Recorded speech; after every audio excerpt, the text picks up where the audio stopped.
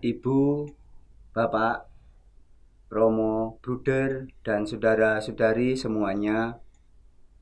Semangat sehat, salam sejahtera. Semoga rahmat Tuhan kita Yesus Kristus beserta kita. Kita memasuki bulan Mei. Bulan Mei bagi kita umat Katolik sangat istimewa. Karena selain bulan Maria, juga sekaligus sebagai bulan katekese liturgi. Pada tahun 2021 ini, tema BKL adalah tinggal dalam Kristus dan berbuah. Di samping itu juga berekaristi dalam masa pandemi. Dan tema ini menunjuk pada tema Ardas Kas tahun 2021-2025.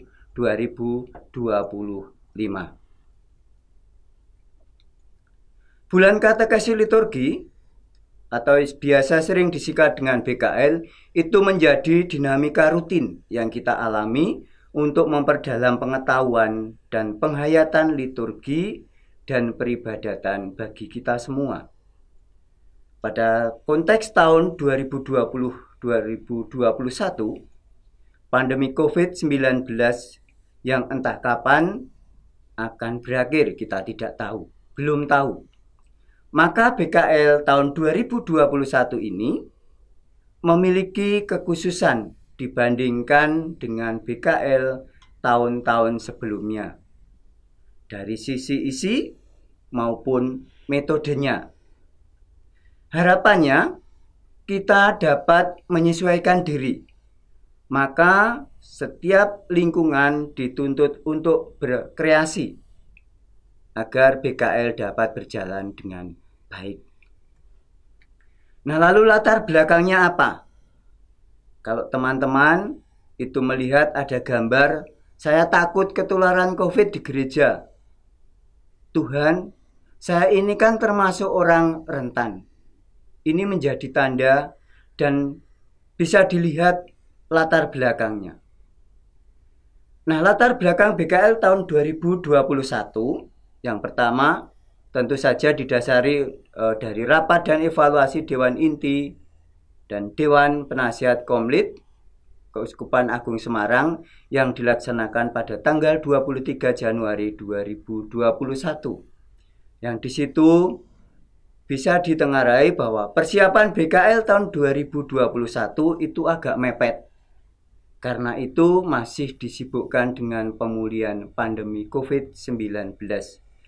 Dan ini menjadi fokus bagi Keuskupan Agung Semarang. Lalu yang kedua, tema-tema yang diangkat dalam BKL adalah tema-tema yang aktual dialami oleh umat dalam liturgi dan peribadatan selama pandemi. Naskah BKL akan dipublikasikan dalam bentuk cetak dan soft file melalui situs resmi Keuskupan Agung Semarang. Dan berikutnya, nah di situasi dan kondisi liturgi dan peribadatan pada masa pandemi COVID-19 ini, nah ini yang agak menjadi keprihatinan bagi kita. Pertama, kita harus ada misa online. Lalu ada istilah jajan misa. Lalu ada misa siaran tunda. Ada asisten pengirim komuni. Lalu ada pembatasan usia umat yang datang ke gereja. Nah, inilah situasi pandemi COVID-19 ini. Maka dalam materi BKL tahun 2021 ini memuat yang up to date tadi, disesuaikan dengan kondisi yang ada saat ini. Maka tujuan BKL tahun 2021 bahwa Komisi Liturgi Keuskupan Agung Semarang ingin mendampingi umat dalam mendalami makna ekaristi di tengah-tengah masa pandemi ini. Sambil juga merayakan Tahun Santo Yusuf yang selalu kita kenang dalam doa dan liturgi.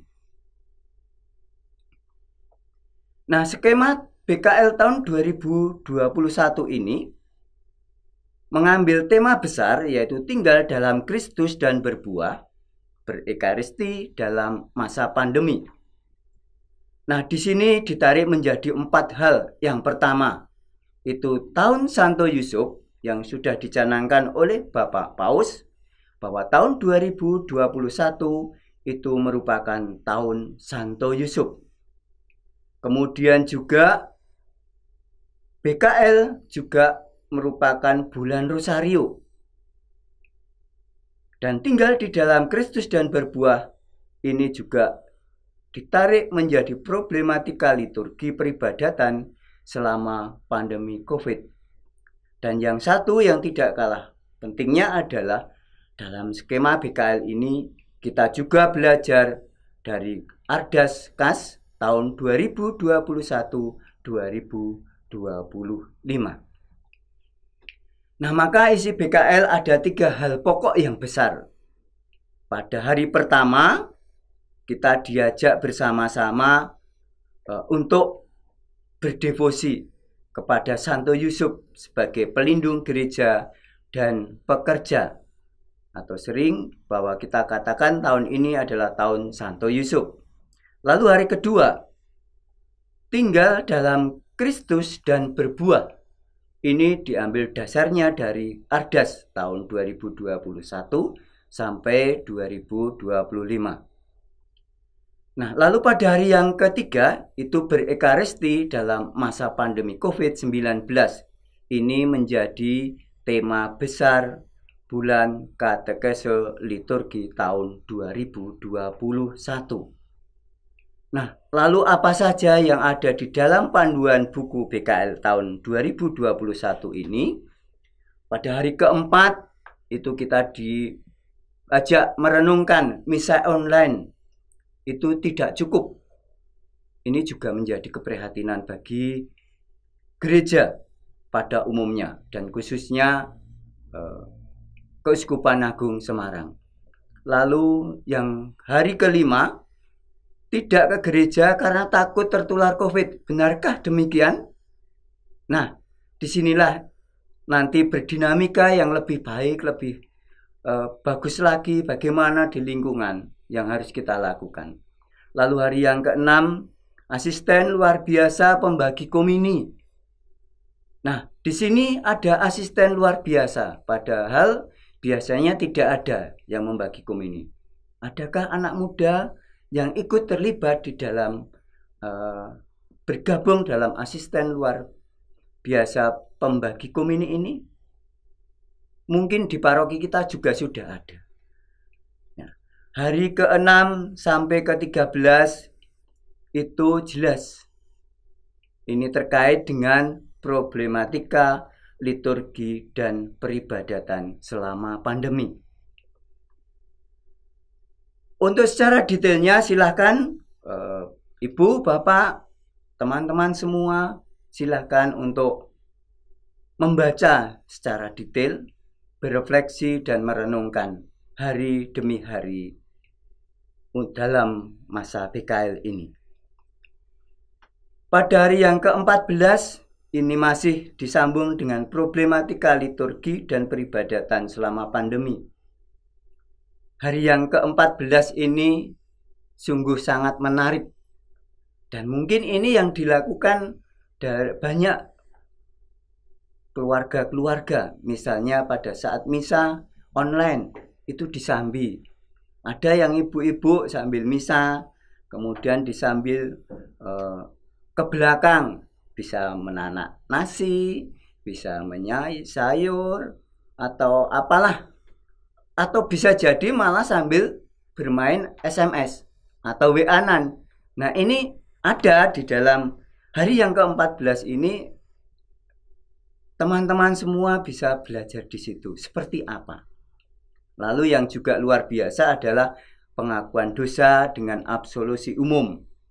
Ya, yang biasanya itu harus menghadap imam, kemudian mengakukan secara pribadi, namun di masa COVID ini itu secara umum di dalam gereja dilakukan absolusi. Hari ke-16 sampai ke-22 masih menyambung tentang problematika liturgi dan peribadatan selama pandemi. Masuk di hari ke-13, 14 dalam, coba kita lihat bersama-sama di dalam sharing misa nyambi tadi ya. Ini bagus sekali. Sore itu keluarga Pak Ignatius Darmoji mengikuti misa online. Lalu Bu Lucia Pariem, istrinya, sesekali melihat ke dapur karena sayur belum matang. Lalu sambil main game di HP. Sedangkan anaknya yang bungsu, ini juga sama main HP. Nah inilah unik ya, unik pada masa pandemi ini.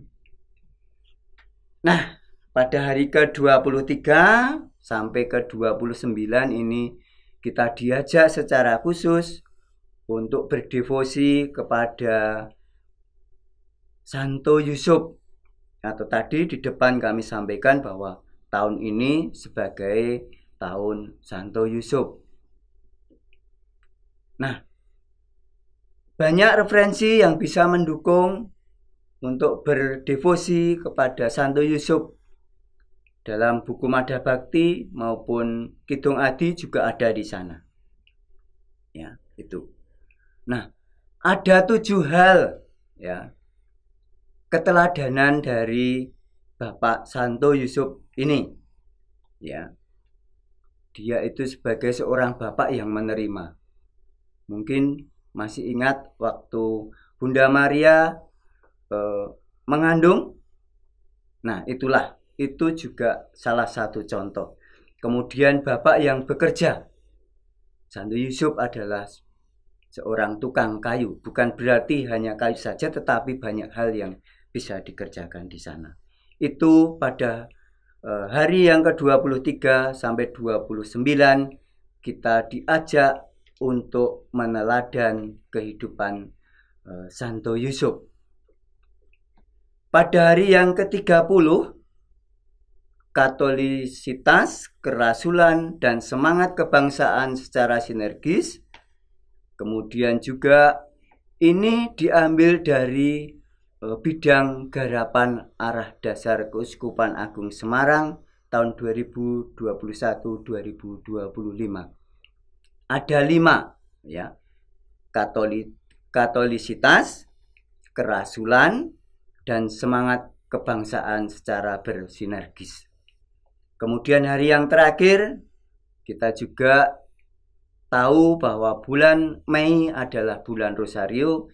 Maka pada hari yang ke-31 ini kita diajak bersama-sama untuk ziarah di masa pandemi COVID-19 ini, dan sekaligus untuk menghormati bulan Rosario. Ibu, Bapak, Romo, Bruder, Suster, dan saudara-saudari teristimewa kaum muda, pada lampiran dalam buku Tinggal dalam Kristus dan Berbuah itu juga dicantumkan devosi Santo Yusuf yang tidur. Aneh, Santo Yusuf yang tidur. Maka silahkan pelajari, renungkan bersama-sama apa yang dimaksud dengan devosi Santo Yusuf yang tidur. Dan akhirnya doa kepada Santo Yusuf yang tidur itu. Ibu, Bapak, Romo, Bruder, Suster, dan teman-teman muda, di masa pandemi ini kita kan tidak boleh berkumpul. Ya. Ada beberapa alternatif metode yang bisa kita laksanakan. Yang pertama, renungan dibuat secara singkat dan berlangsung sekitar 5-6 menit. Artinya harus ada kreativitas. Ya, itu yang pertama. Yang kedua, renungan dapat dibacakan pada awal doa atau di antara peristiwa-peristiwa atau pada akhir doa rosario. Tentu saja ini dalam kelompok kecil, ya, atau pada bagian lain yang sesuai. Kemudian yang ketiga, renungan dibacakan dan didiskusikan dalam pertemuan kelompok kecil. Ini akan sangat menarik. Masing-masing punya pengalaman sendiri-sendiri. Ya. Lalu yang keempat, renungan diringkas dan disampaikan melalui WhatsApp atau media komunikasi yang lain. Ya. Jadi WhatsApp bisa digunakan sebagai alat untuk berefleksi dan merenungkan di bulan katekese liturgi ini. Nah, pada UPP Komsoskas akan menyediakan renungan singkat setiap harinya dan dapat diakses melalui kanal YouTube Komsos Keuskupan Agung Semarang.